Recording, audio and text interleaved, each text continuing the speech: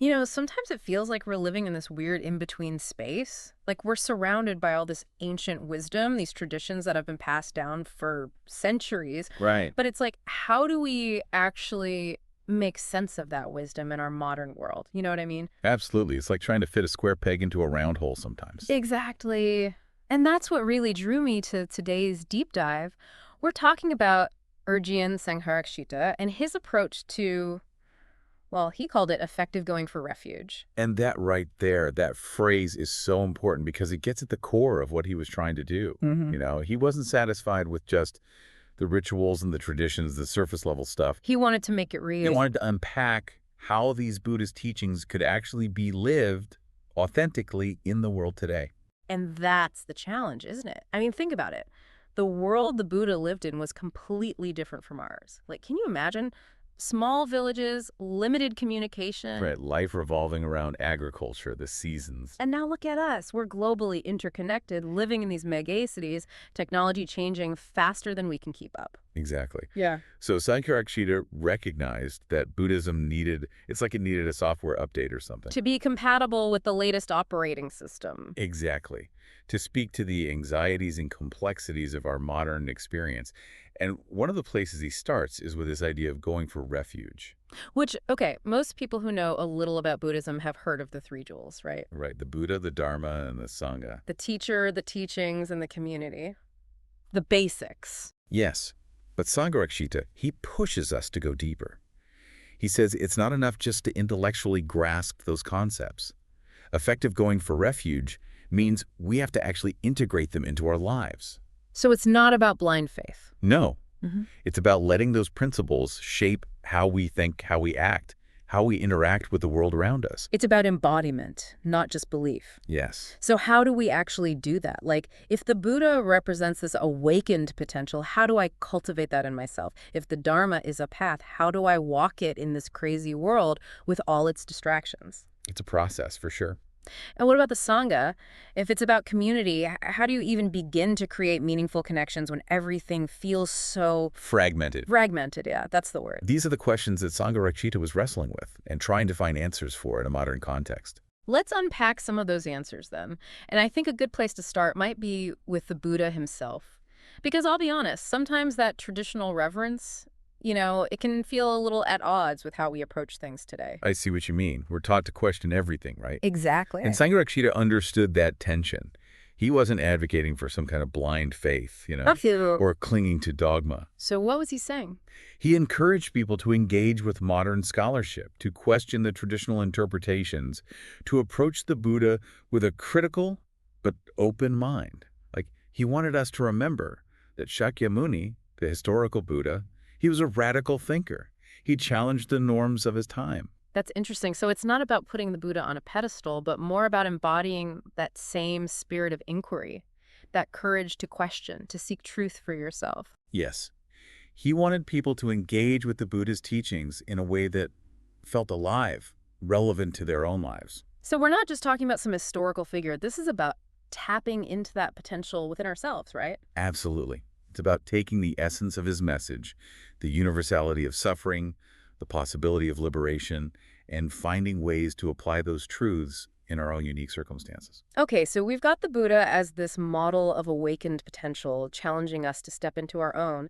But how does this effective going for refuge actually play out when we look at the Dharma, the actual teachings, the path itself? Well, and this is where things get really interesting, because Sangharakshita emphasizes that the Dharma is not this fixed set of rules. It's not a text. It's a living, breathing practice, one that needs to be adapted and applied in each new context. So it's less about memorizing scriptures and more about embodying those teachings in our actions, our relationships, how we move through the world. Yes, precisely. And, one of the core principles of the Dharma, and one that I think is so relevant today, is this idea of the middle way. Okay, tell me more about that. The middle way. Well, we're constantly bombarded with these messages of extremes, right? Go big or go home, all or nothing. Hustle harder. Right. But the middle way, it offers a different perspective. It's about finding that balance point between indulgence and denial, between clinging to rigid beliefs and just rejecting everything outright. It's funny because in a world that's obsessed with pushing the limits, that middle way almost sounds radical, doesn't it? I think it Like, is. what if true wisdom isn't about going to those extremes, but about finding that sustainable path? That's exactly what Sangharakshita believed. He felt that the middle way gave people a way to navigate the complexities of modern life, but with more clarity. With wisdom, with compassion. Yes, it's not about withdrawing from the world, Yeah. but engaging with it in a way that's both skillful and kind, Mm. both pragmatic and profound. Finding that sweet spot. Yes, Okay, I'm starting to see how this effective going for refuge thing, it's not just some abstract idea. It's actually a really practical approach to living a more skillful, meaningful life, that's exactly it. And that brings us to the third jewel, the Sangha. which traditionally has often been interpreted as referring to monks and nuns living in these monastic communities. Right, and Sangharakshita, he saw the limitations of trying to impose that traditional model onto a completely different context. Especially in our fast-paced, interconnected world, where that kind of life just isn't accessible or even appealing to most people. Right, exactly. So he started to explore this idea of a broader, more inclusive understanding of Sangha, one that could work in the modern world.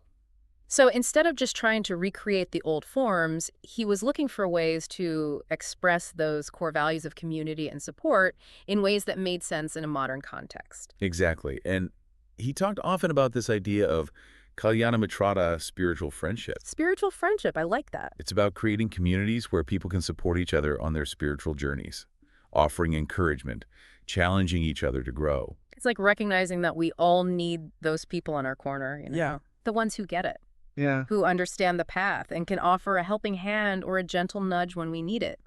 But I'm curious, how did Sangharakshita see that happening in a world where people are so busy, so scattered? Did he have any practical suggestions? He did. And it's actually pretty cool how he saw the potential of technology here. Oh, really? Yeah, like online forums and virtual retreats, even just regular communication. Hmm. He thought those could help create a sense of community even when people are physically distant. That's interesting because I feel like we hear so much about the isolating effects of technology, Right. but he saw how it could be used to connect people around shared values. Exactly like Sangha 2.0 or something. I like it. He knew the forums might need to adapt, but those underlying principles, those are what mattered. Support, encouragement, commitment to the path. Yes, exactly. Okay, so we've got this effective going for refuge, this commitment to living the Dharma now, but it seems like this is where things get really real. How so? Well, because the world today has some serious challenges going on. Climate change, social injustice, political polarization. Did Sangharakshita think Buddhism had anything to say about all of that? Oh, he definitely did. He was very outspoken about that kind of thing. Really? Yeah. In fact, he called for a Dharma revolution. A Dharma revolution? Not a violent uprising or anything like that, but like a transformation of values and actions, both individual and collective. I like that. He believed that the principles of the Dharma had something powerful to offer the world: greed, hatred, delusion. He saw those as the root of a lot of problems. And that idea of a Dharma revolution feels so relevant now. I think so too. When so many people are disillusioned with how things are and looking for a different way of being. Absolutely. And Sangharakshita, he addressed those big issues head on. Yeah. He didn't shy away from them at all. So it wasn't just about personal enlightenment for him. No, he saw the social dimension too. He talked about engaging in social action, working to alleviate suffering and promote justice, both locally and globally. So for him, effective going for refuge meant bringing those principles of compassion and wisdom into the real world. Exactly, into the messiness of it all. It's not about retreating from the world. It's about bringing those values into the world. Yes, and he often talked about how interconnected everything is. Our actions have consequences not just for ourselves, but for everyone and everything else. That's that ripple effect, right? Exactly. Even small acts of kindness, ethical decisions, speaking out against injustice, they can have far-reaching consequences. It's almost dizzying when you think about it. It is, and Sangharakshita actually had this really interesting way of framing it, how all these levels of reality interact and influence each other. He called them the Five Niyamas, basically meaning laws or regularities. The Five Niyamas. Okay, I'm intrigued. Tell me more. So they represent this spectrum of laws governing different aspects of existence. Okay. The first three, Utubija and Manoniyamas, those govern the physical and instinctual realms. So like the realm of physics, biology, animal behavior, the laws of nature as we typically think of them. Yes, exactly. Utu Niyama governs inorganic matter, things like gravity and electromagnetism, bija niyama, that's the plant world, the laws of growth and reproduction, and then mano niyama that deals with the animal realm instincts, sensory perception, basic emotions. Okay, so that's like the foundation, then the laws governing the physical world and the most basic building blocks of life. Right. And then we come to humans. Where do we fit into all of this? That's where the fourth niyama comes in, kama Yeah. niyama, the law of karma, cause and effect as it relates to our thoughts, words, and actions. Okay, now we're getting into the good stuff. Right, because this is where choice comes in intentionality, the ethical dimension of human experience. We're not just driven by instinct anymore. Exactly. We have this capacity for self-awareness. We can reflect on our choices and understand their consequences. We're not just reacting. We can actually act skillfully, create positive karma, move towards greater freedom and awakening. That is both empowering and kind of terrifying at the same time. It is. Like, just think about the climate crisis. It's a perfect example of kama niyama playing out on a global scale. Our actions have had these huge consequences, but the flip side is we also have the power to change, to make better choices. And that brings us to the fifth and final niyama, dharma niyama. Okay, from physics to plants to animals to human choice, and now to Dharma niyama. This one's the most subtle and profound of them all. This is the law that governs the path to enlightenment, to full awakening. So if I'm understanding you correctly, Dharma niyama is like the ultimate law of the universe, the force that's pulling us towards our highest potential. Exactly. Sangharakshita described it as a stream of the Dharma, a current that's always flowing towards greater awareness, compassion, wisdom. That's a beautiful way to think about it. It's the force that guides our evolution, both individually and collectively, towards a state of greater harmony and understanding. That makes me wonder, though, if this Dharma niyama is so powerful, why isn't everyone enlightened already? What's blocking us? That's a great question, and it goes back to karma. Oh, okay. We have this potential for awakening within us, but we've also accumulated a lot of karma habits and conditioning that cloud our minds, keep us stuck. So it's like we're being pulled in two directions at the same time. Yes, exactly. We're being drawn towards enlightenment by Dharma niyama, but held back by the weight of our own karma. And that's where practice comes in. Exactly. Meditation, ethical conduct, cultivating wisdom and compassion, all of that helps us to lighten the load, to become more aligned with that flow of the Dharma. To clear a path for that stream of enlightenment. Yes, and that reminds me, you mentioned earlier that Sangharakshita had a particular phrase for the kind of social change he was talking about. Oh, right. The nucleus of a new society. Exactly. And it seems like a perfect bridge to start exploring some of those concrete applications of his vision. Yeah, definitely. But before we jump into that, I think this idea of effective going for refuge, it's really resonating with me. Me too. It's about taking those core principles of Buddhism and making them come alive in a way that's both personally meaningful and socially engaged. Yes, exactly. It's about more than just understanding these ideas. It's about embodying them in a way that can actually make a difference in the world. This nucleus of a new society, it's an exciting idea. It is. Especially at a time when so much feels uncertain. But what did he actually mean by that? Like, was Sangharakshita talking about building utopian communities, dropping out of society altogether? It's easy to misinterpret, but that wasn't really his vision at all. It wasn't about escaping the world. It was about transforming it from within. Okay, so how? He saw these nuclei as like small-scale experiments where people could try living and working together based on those Dharma principles we've been discussing, you know, compassion, wisdom, ethical action, that awareness of interconnectedness. So more like planting seeds than building walls. Exactly. Showing what's possible, inspiring others by example. Okay. But a beacon to whom? Who were these nuclei meant to attract? That's the interesting part. Anyone who is curious about the Dharma, anyone seeking a more meaningful way of life. So it's about creating these pockets of transformation, but with an outward focus? Exactly, a ripple effect. Did he have any specific ideas about what these nuclei might look like in practice? He was actually pretty open-minded about that. He knew there's no one-size-fits-all approach. They could take many forms. He talked about residential communities, but also Dharma-based businesses, art collectives, activist groups, any endeavor that embodied those core principles and wanted to bring them into the world. So it's not about the outward structure, but the intention behind it. Exactly, the commitment to aligning actions with those deeper values. It makes you wonder, though, couldn't these nuclei become kind of insular, more focused on their own survival than on actual large-scale change? It's a risk, for sure, and he acknowledged that. He emphasized that these nuclei shouldn't become isolated bubbles.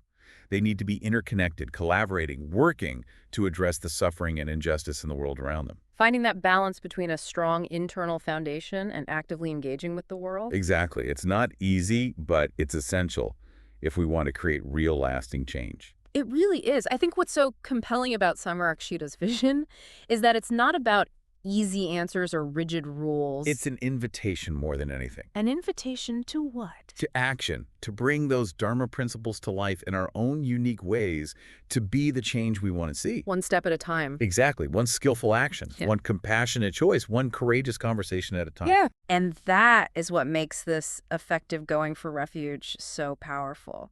It's not about escaping the difficulties of the world, but bringing our deepest values into the heart of it. Yes. It's about recognizing that even small actions matter, that they have the power to create ripples of change. It's about recognizing that the Dharma revolution starts within each of us. So as we wrap up this deep dive, I think that's the question we leave you with. What does effective going for refuge look like in your own life? What small act of courage, of kindness, of wise action might you be called to take today? Hold on to that question. Because sometimes the most revolutionary acts are the quietest ones. The ones that start in the heart and ripple outwards, transform the world one small, skillful step at a time. This deep dive has been incredible, challenging us to think deeply and to act skillfully. Thank you for joining us as we explored these ideas. We'll be back next time with another deep dive into a new and fascinating topic.